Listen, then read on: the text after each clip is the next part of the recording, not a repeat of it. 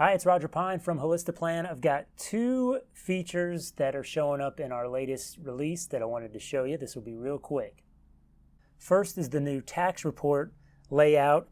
It was pretty, but it was long.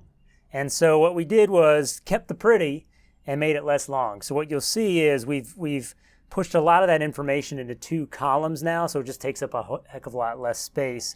And now you've got the same functionality. If you want to hide a section, you can still do it.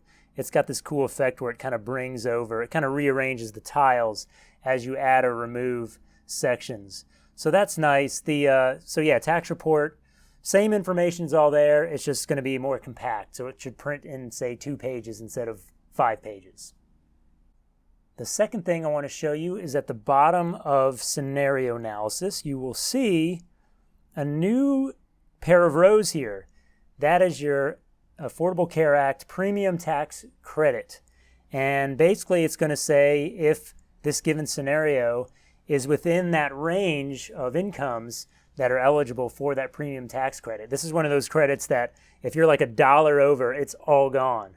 And so it's a very finely tuned process you're trying to do, a finely tuned dance you're trying to do to try to get it within that range.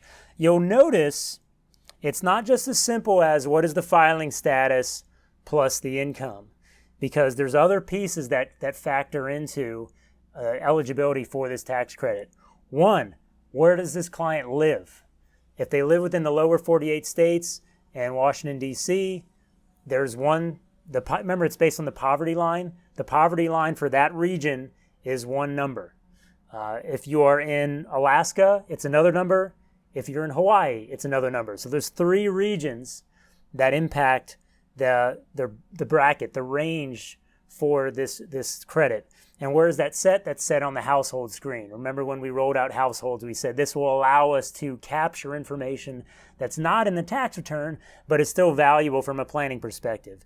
So right now, this client, there's a little link here you see I have highlighted.